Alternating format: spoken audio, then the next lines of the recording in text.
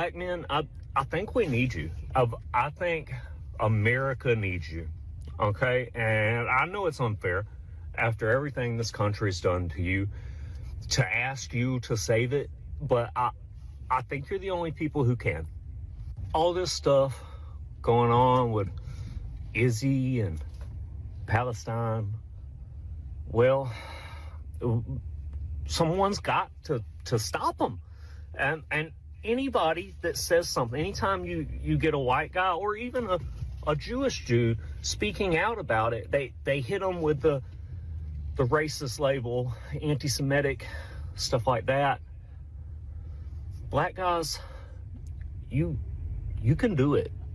Dude, white guys, white people, they're not gonna jump on the you're racist train to black guys. And even if they do, I mean, come on, you can rubber glue that shit, okay? And I'm not saying we need black guys to come at it like Kanye, but we just need you to speak the fucking truth, okay? That we're allowing this to happen. We're enabling the people that are most known for an extreme act of organized evil happening to them. You know, in World War II, those people are doing that to another group of people. All right? And if anyone in this country could speak out about a great evil that everyone is just allowing, just sitting by and denying, it's you. Okay? You guys are the experts on this. You can speak on this without any guilt, without being silenced. All right? Because in America, you guys have the most powerful voice. Okay? You built this country. Okay? Everyone knows it. All right? And granted, you did it mostly against your will, but you fucking did it. Okay? And then you broke the chains of the oppressors. Okay? And we need you guys to take that expertise and show this country that it's being evil again. Okay? That it's being just as evil as before, but because it's out of sight, out of mind, we pretend that it's not.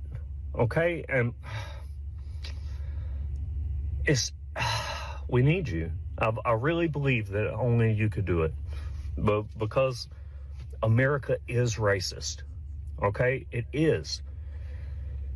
And if you're the one speaking against it, it's going to be conflicted, okay? But because we need you to weaponize white guilt against these fucking monsters.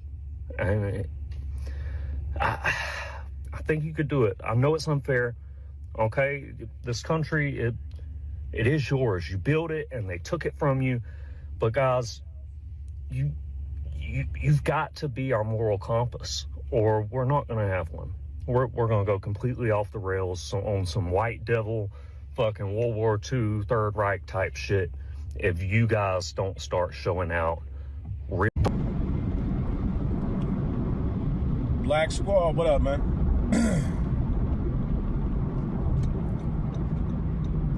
How y'all feeling this beautiful Wednesday morning? How y'all feeling this beautiful Wednesday morning?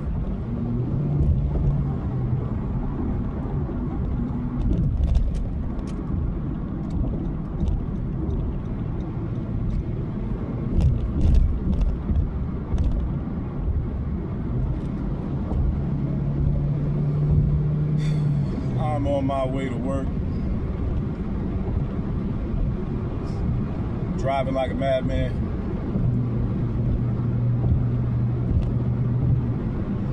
So listen, man, I came across this video. That was either yesterday or the day before. Of this white American man's appeal to the foundational black American man. Now, apparently,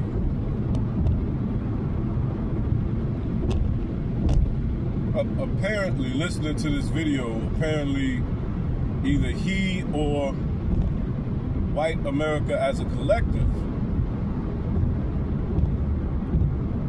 has not gotten the memo. But as you should know, foundational Black America, we have decided as a collective, we have decided if it ain't our people, it ain't our problem. Not our people, not our problem. And we are sticking to it.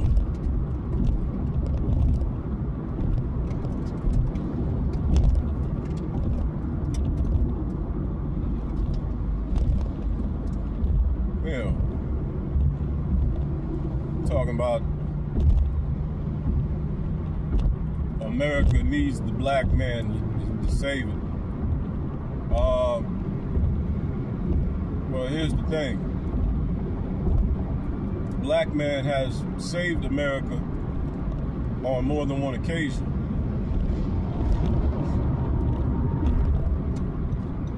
There wouldn't be in America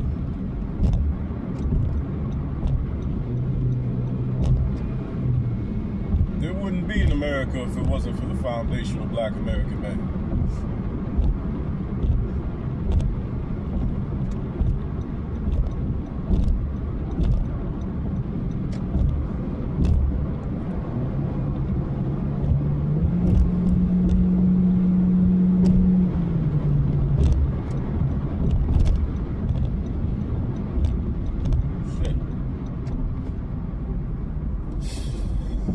Fuck around and get pulled over.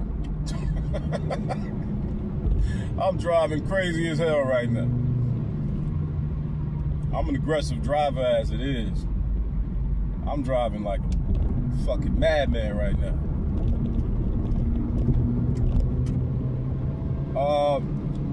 There wouldn't be in America if it wasn't for the black man. But I want to be specific. There wouldn't be in America if it wasn't for the foundational Black American man. I mean, do we need to, are we forgetting that it was the foundational Black American man that fought the Revolutionary War for you? Pretty much for you. And I know that might sound like new information to most people.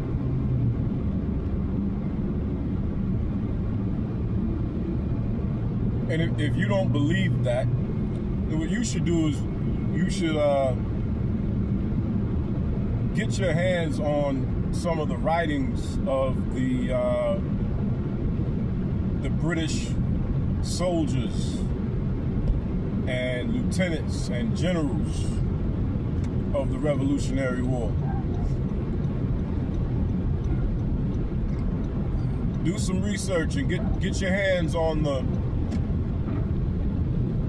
journals that they were keeping during the Revolutionary War. Because apparently it was a running joke amongst the British soldiers where they repeatedly said in their journals, we're not at war with the 13 colonies, we're at war with Ethiopia. Now, it doesn't take a scholar to figure out what they meant by that. We're not at war with the 13 colonies, we're at war with Ethiopia. Niggas. We ain't fighting other white men, we fighting niggas over here. So it was the black man that won the Revolutionary War for you. And how did you repay us? Put us in chains. Fast forward 100 some odd years later,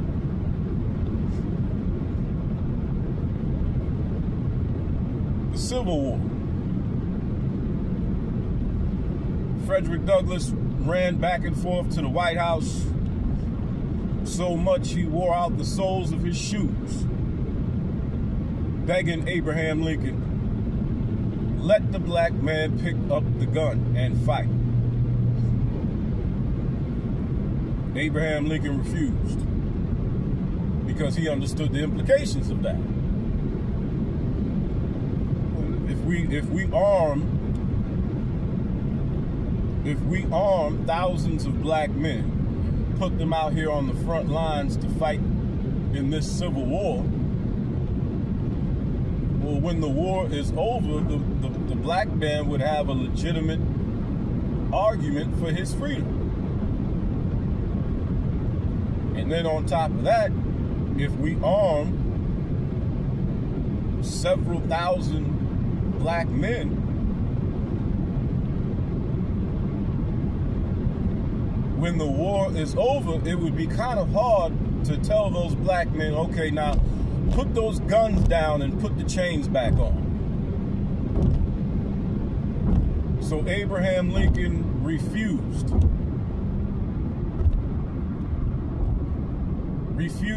to let the black men pick up the gun and fight in the Civil War. And because he refused, for 3.5 years, the South was whipping the North's ass. The North was getting their asses handed to them.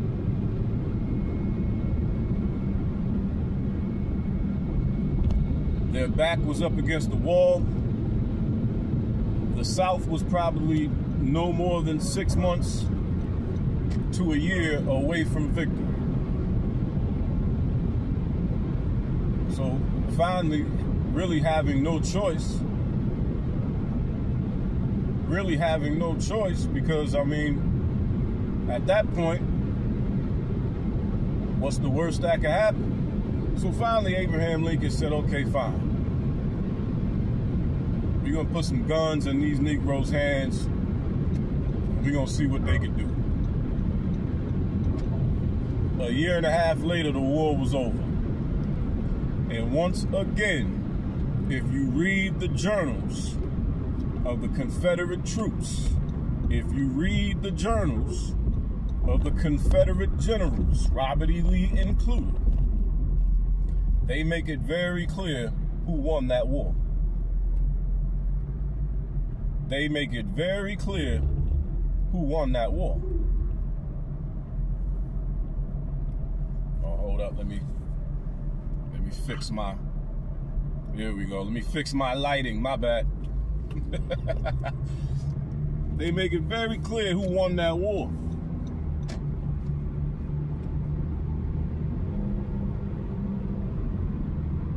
And would America be what America is today had the Civil War gone a different way? Absolutely not. Once again,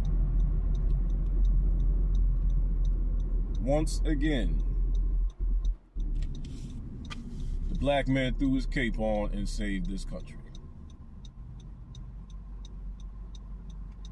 And what did we get after we saved the country a second time? We got Jim Crow laws. We got black codes. We got segregation wasn't such a bad thing. It was the white supremacy that came with the segregation.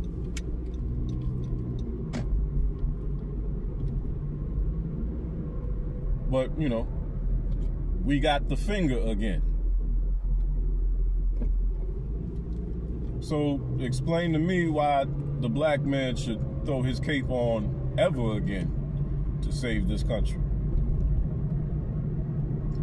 without first sitting down at a table and having a long conversation about what the hell we are going to get in exchange for doing so. Because the next time the black man saves this fucking country, we're going to get something for it. We're going to get something for it.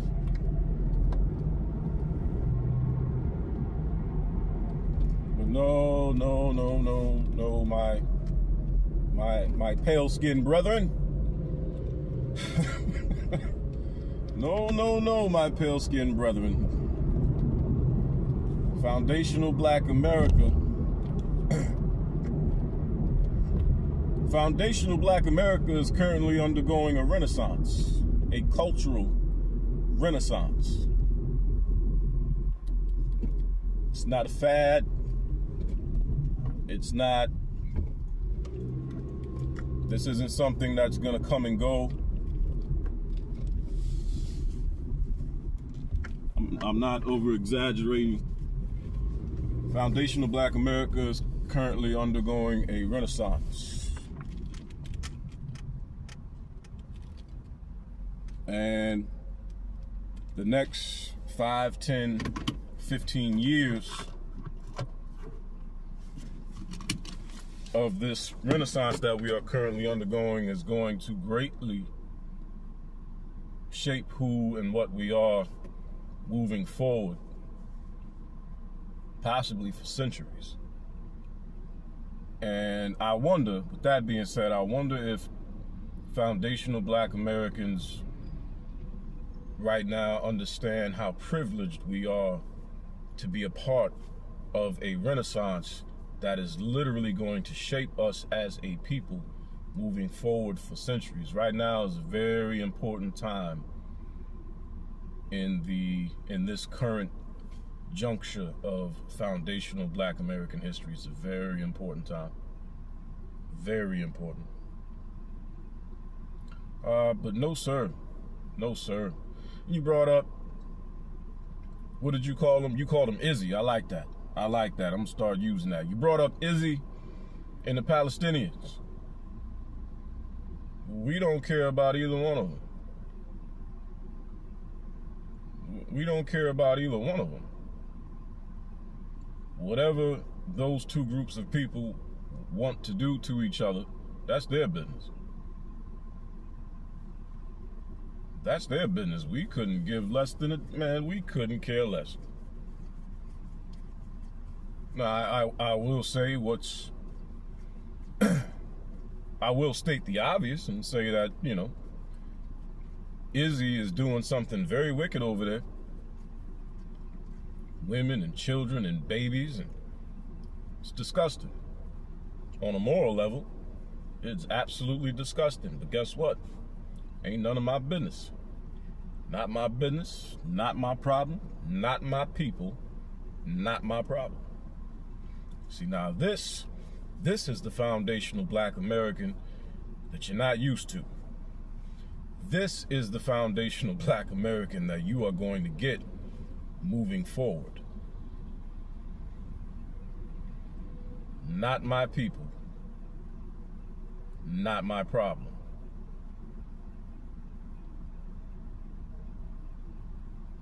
At all.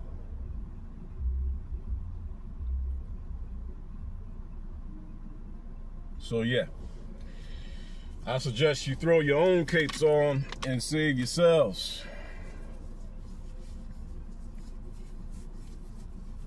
Or I suggest you appeal to your government, who seems to be very comfortable funding what Izzy is doing over there. Appeal to the UN and ask those European nations why they are so comfortable with what Izzy is doing over there, and why they don't seem to understand that once Izzy is done with the Palestinians, it's not going to stop there. That the same thing Izzy is doing to the Palestinians, Izzy will do to them if they ever get the chance to. But as for the foundational Black American, we're good. We're good. We're going to sit this one out. We're going to sit this one out. But let me get myself to work. I will holla at y'all later. Until next time, and it will be a next time. Remember, bands will make them dance, but these hands will change your face. Deuces.